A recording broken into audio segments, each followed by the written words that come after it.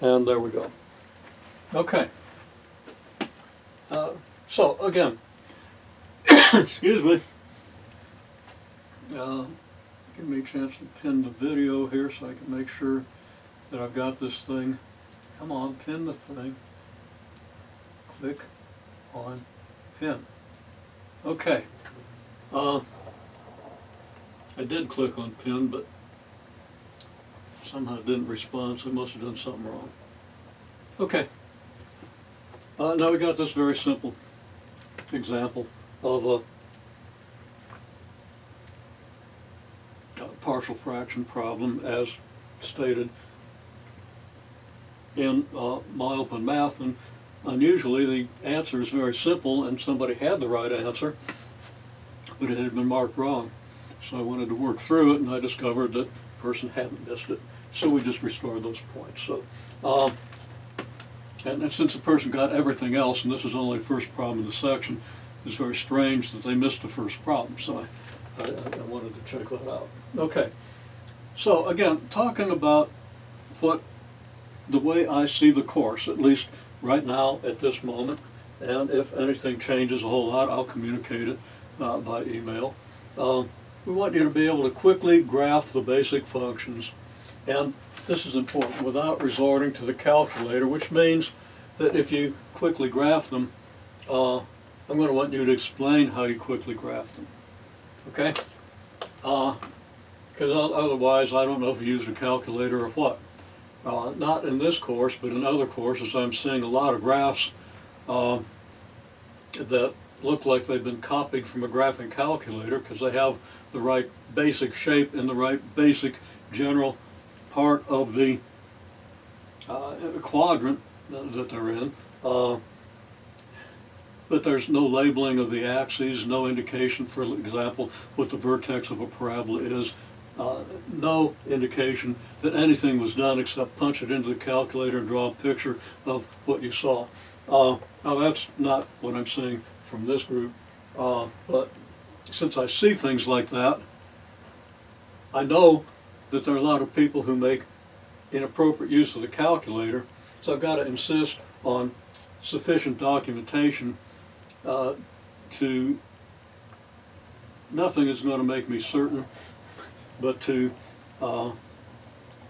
help me really pretty much believe that these things are done appropriately. Okay, so quickly transform the basic functions, and it should go without saying that you need to document the process. In other words, I'm going to need to see, and I was saying this on your midterms, so again, I'm not concerned, but let's just be sure we understand. Document the process, okay? Means explain. Now, as with any exam, you're under time pressure. Going to give you enough time and a small enough number of problems that you'll have time to explain. It seems that worked out pretty well. I just lucked out with my judgment of how long it might take people to do problems on the midterms, and it seems to have been just about right. Since I haven't done, all my other classes, the testing has been through the testing center under supervision. No calculators, all that. And it's never been an issue. So, as I say, I think I lucked out on my estimation of how long it takes to do things. Giving you time to document the process. Okay.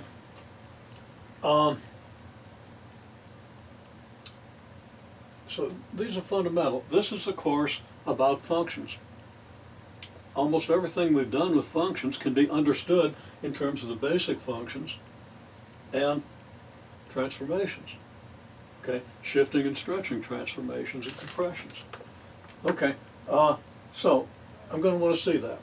So you can almost be guaranteed of that. And of course we have things like domain and range.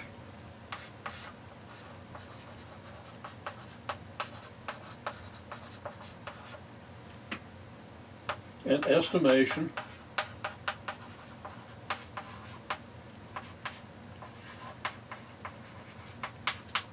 estimate the value of y given x, the value of x given y. When I see people give me an estimate to 16 significant figures, a number this long, that ain't an estimate, because when you get out that 16th figure, you're down to being able to estimate the position of the point on the graph to less than the width of an atom. Okay? And you can't do that. I know that that was calculated, it wasn't estimated. So, again, you got to document. Again, this is not something I see a lot from this class. Don't think I've seen any of it. But make sure you don't do that. Okay, make sure you do an estimate. And show the estimate. I want to see the projection lines.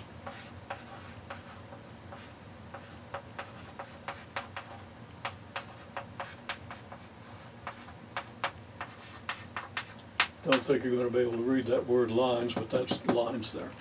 Okay? Estimate y given x, document, show the projection lines. Okay? Now, there are a lot of details I'm not going to be able to address here, but I want to get the broad view. Okay, so, obviously, linear functions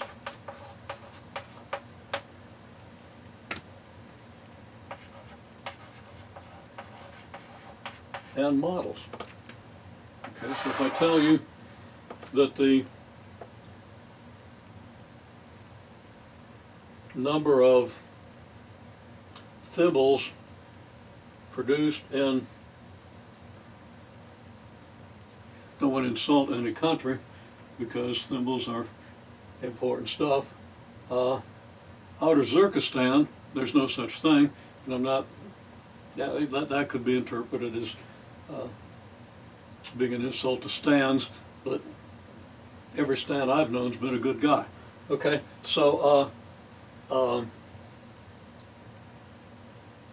if I tell you the number of thimbles produced in Uzbekistan in the year 2005, and then the number produced in Uzbekistan in 2012, I expect you to be able to tell me what the rate of change is. Rate of change being a really, really important concept. It's this fundamental concept of calculus, and I believe you all really ought to move into a calculus course. Either the 3-credit calculus, applied calculus, which you could go into any time after this course, you're ready for it, or after the second semester of this course, into the more rigorous 5-credit calculus course, depending on your curriculum and so forth. That's most fundamental concept. This is precalculus. I'm going to stress rate of change, okay? And you linearize functions using rate of change operations in calculus and stuff. You ought to be able to tell me what the linear function is that models the price in Uzbekistan, assuming that the price is a linear function of time. Now, if I want the price to be a quadratic function of time, I give you 3 years, okay? It's worth this many in 2005, it's worth this, there are this many in 2009, and there are this many in 2013. Give me the quadratic function, okay? But linear functions are the simplest, so you really want to be able to do that.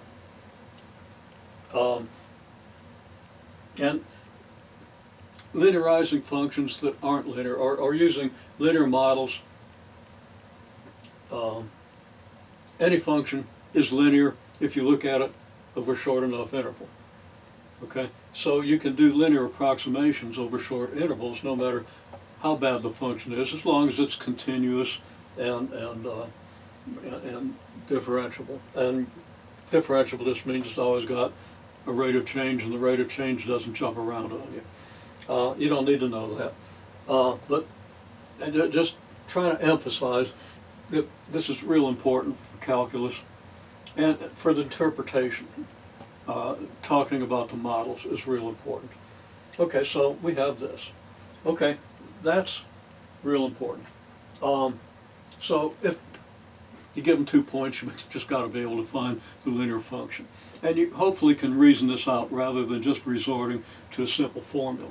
I mean, the formulas are great, but if you don't know what the formulas mean, you don't understand what's going on. So you want to understand the formulas. Ideally, you can derive the formulas. Simple enough, we saw how. So there's a lot there.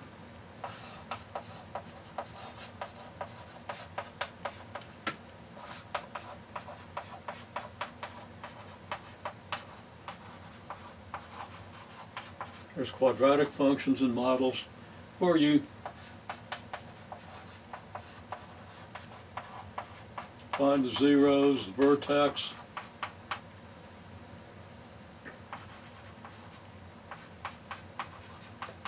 maximum, minimum.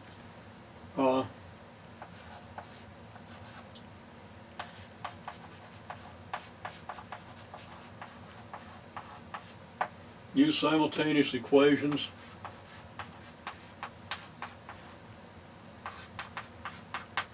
To fit a quadratic function.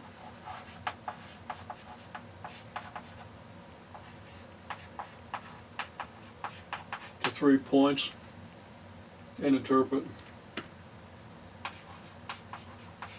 And that goes back to the flow model we did just a couple of days ago.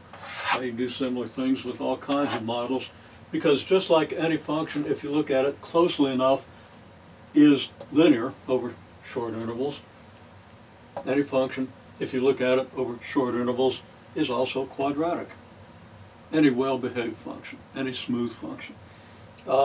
Well-behaved and smooth functions, you get a better definition of that in calculus. But these ideas are real important for calculus. Okay. I could go on. I could start a whole course with this statement here. Okay. And then I could probably do the whole course in an hour and just let people fill in the details, but most people wouldn't be able to fill in the details, which is why you need the whole course.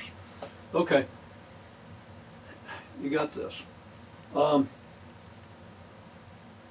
You have, and I'll start a new board here, hang on.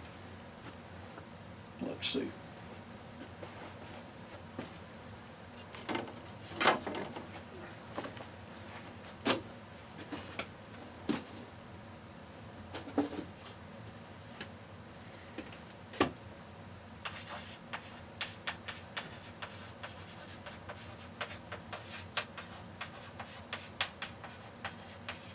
You have polynomial functions. Now, I've skipped in this course all the techniques you use to factor polynomial functions, okay? Or at least most of the techniques. Simply because in the real world, you can never factor these blame things, okay? You just can't do it. It's not. It's a great theoretical skill, and I really love emphasizing theory, but in this course, for this semester, having to do the thing by distance, I needed to omit some things. But you did problems with factoring, so I'm going to reward you by doing a little bit of factoring, okay? Just see if you can factor things. Not worth a huge number of points, but you ought to be able to do basic factoring. And I don't mean just for trinomials. The techniques that you've learned, okay, is 1 a factor. Okay, well, you plug 1 in. Is x minus 1 a factor? Well, plug in 1 and see if it's 0. Or divide by x minus 1, see if you get a remainder. Stuff like that. And I don't care which way you do it. So you have polynomial functions. You get this, but the big things I want you to understand are I think your text uses long run behavior or end behavior.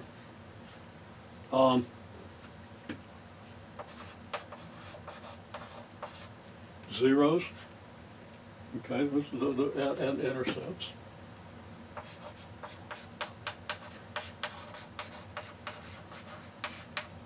Now I'm really big on being able to see the intervals where these things are positive and where they're negative. But since the MyOpen Math materials don't easily support that, I reluctantly didn't do it, so it doesn't mean I'm not going to insert something on there just to see if you can follow the reasoning. But again, it's not going to be a high stakes thing. It's not going to be the kind of thing that ruins your grade. It's just going to be the kind of thing that, yeah, that's impressive. I like that. I'll be able to tell you that. So hopefully you'll be able to reason a little bit in advance of things we've actually done. But if you just do the things we've actually done as well as you've been doing them, you can expect to do just fine and maintain your high grades. Okay, so you got long run behavior, you got zeros and y-intercepts, and then graphing, of course. And that can be kind of important. Okay, not as important as some of the other things, but more important than a lot of things on the other side of it. Okay, so we have this. You want to understand these properties. So you have rational functions.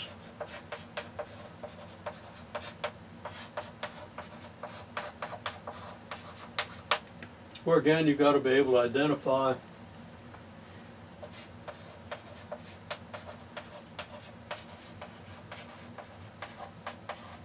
long-run behavior, which might be approaching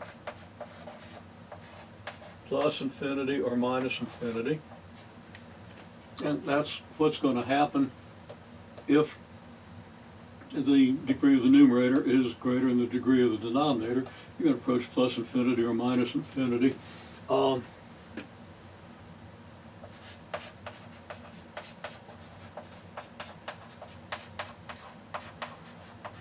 Slant asymptotes if they occur, which happens when your degree of your numerator is 1 greater than the degree of your denominator.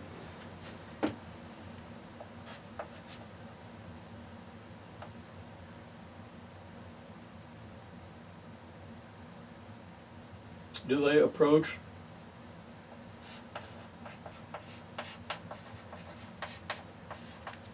some constant number? Okay, you're going to get a non-zero constant if the degree of the numerator is equal to the degree of the denominator. Do they approach 0? Well, if the degree of the denominator is greater than the degree of the numerator, they're going to approach 0. You need to sort that out and understand why it's so. Because you don't know how these questions are going to be phrased. You don't know what breadth of knowledge you're going to need to be able to think through what you're asked. No, I'm not going to get unreasonable on you on being able to interpret these things. But again, y'all are good. I want to see how good you are. Okay. Also, I'll say don't freak out if you see some pretty hard questions on there. If there are some pretty hard questions, you're not going to have to get as high a score to maintain your grade, okay? You know, I can easily give a test where 60% would be an A. Now, I'm not going to do that because I don't think that people could maintain their sanity under that kind of pressure. And you know, I do want you to maintain your sanity because I think we need people of your ability to do that, to maintain some sort of sanity. But you know, I could well give you a test where 80% is an A.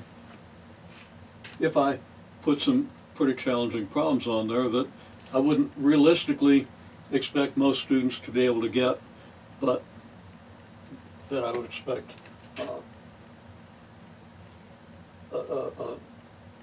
high-performing student to have a chance to get and to think about. Okay, and I'll let you know what I'm thinking of in terms of the grading scale, and I'll kind of warn you when a problem is a little beyond what I would expect everybody in a large class of similar ability to be able to do. Okay, well anyhow, so you got rational functions, you got long-run behavior, you got zeros,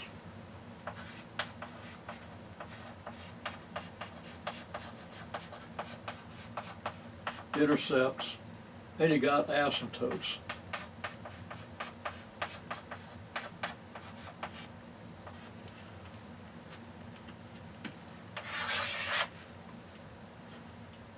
So you got to be able to graph these things, you got to be able to analyze them. Okay. Yeah, that pretty much takes us up through, let's number the chapter 3, right? And there are other things that I'm either not thinking about right now or that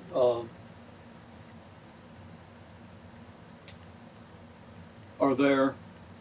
Just don't want to take the time to talk about them right now because I want to talk about the big ideas. Then we get into exponential and logarithmic functions.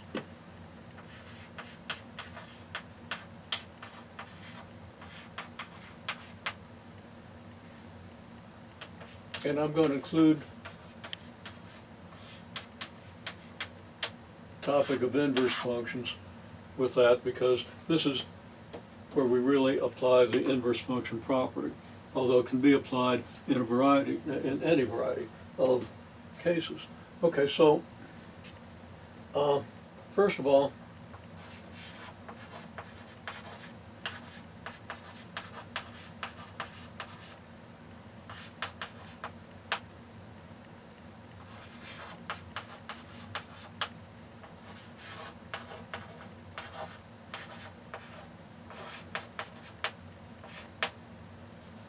too many F's. They're given the graph of a function, graph its inverse function. I didn't write that really well, but this is what it means.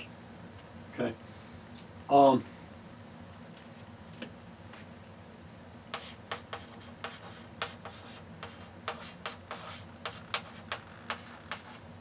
Or given the table of a function, be able to graph the inverse function, make a table of the inverse function.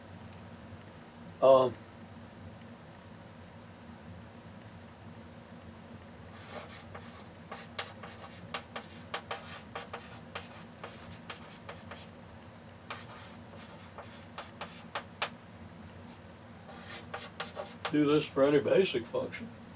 Remember, you just do this by taking your table at only the basic points. You don't want an extensive table, and just flipping them. You're going to see the shape of the inverse function.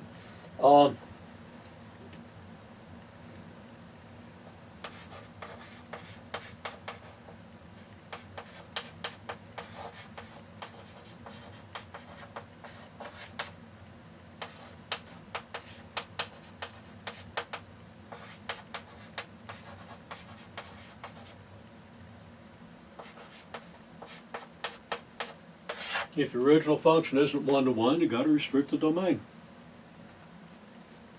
Okay?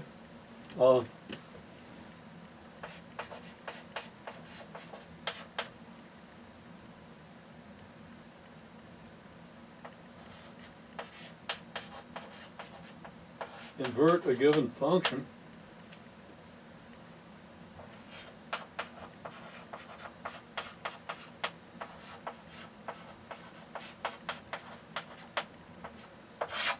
Given its equation.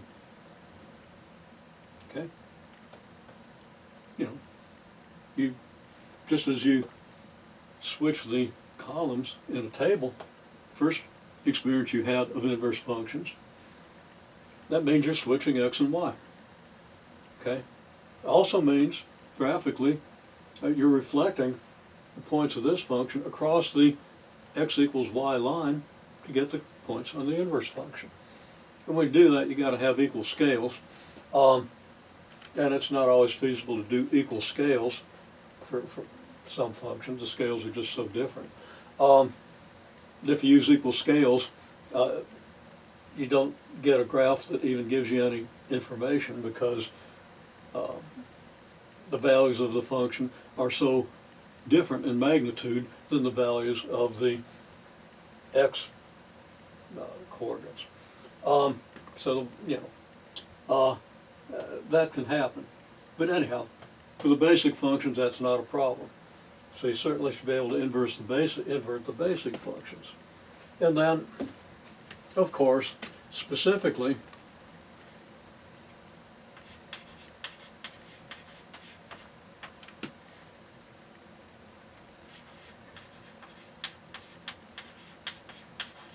invert the basic exponential function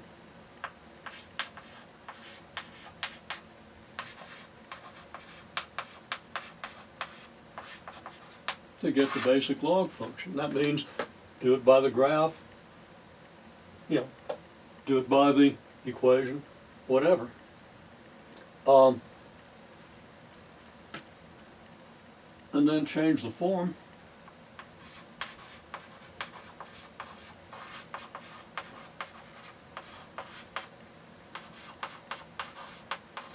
of an exponential equation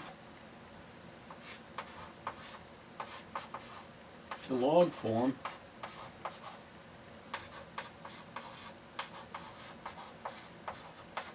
or vice versa.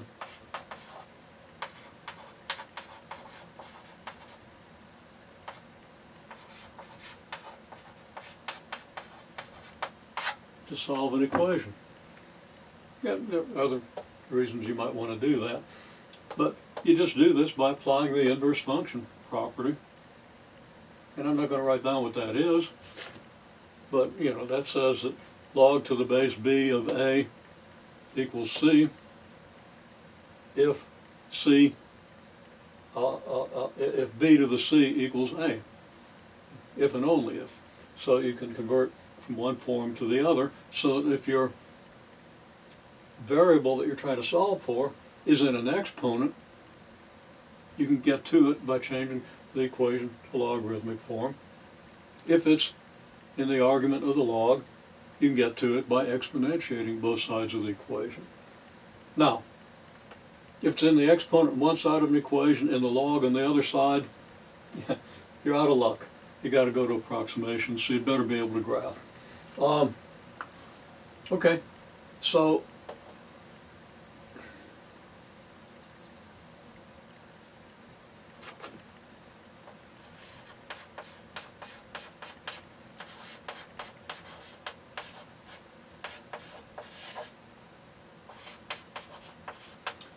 be able to apply exponential and logarithmic functions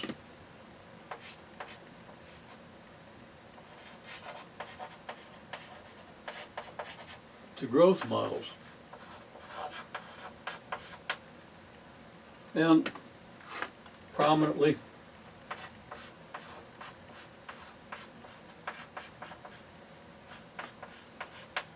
that might be populations,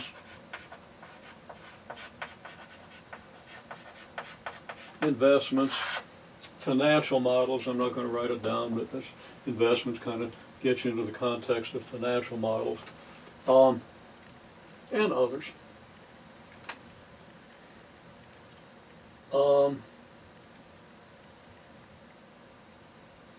Equation solving, but I've mentioned that.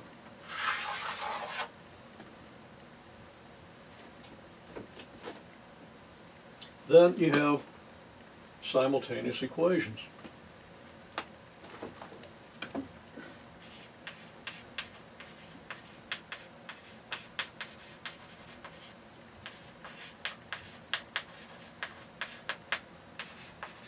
Solve systems of simultaneous equations. Linear or nonlinear.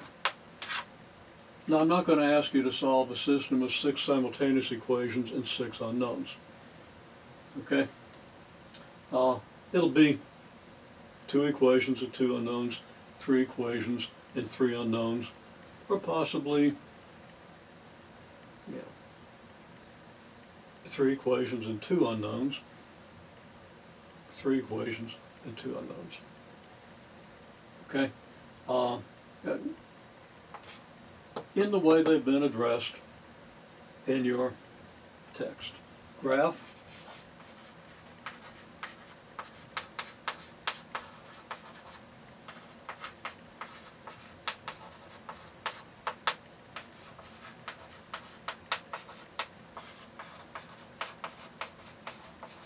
a system of 2 simultaneous equations and 2 unknowns.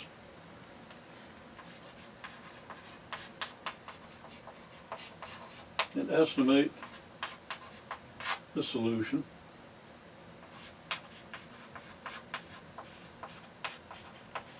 Check solutions to systems of equations.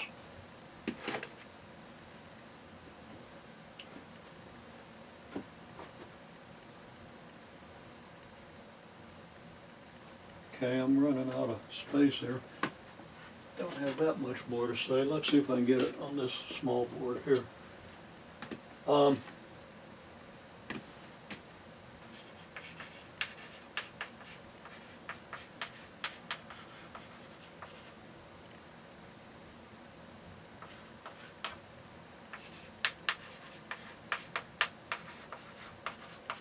Apply systems of simultaneous equations along the lines of problems you've seen.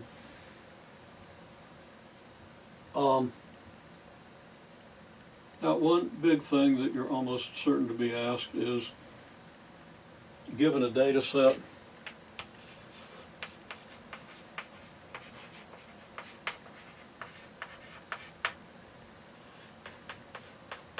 fit a linear, exponential, quadratic curve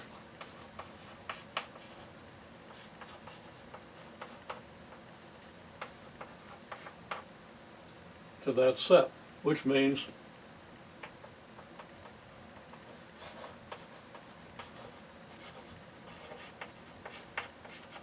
you graph the data,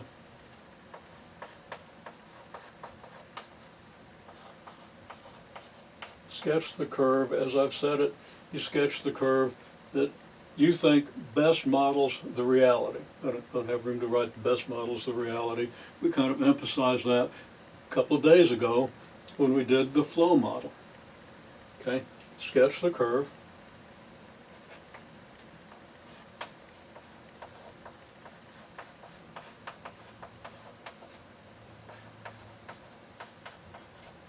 Choose points on the curve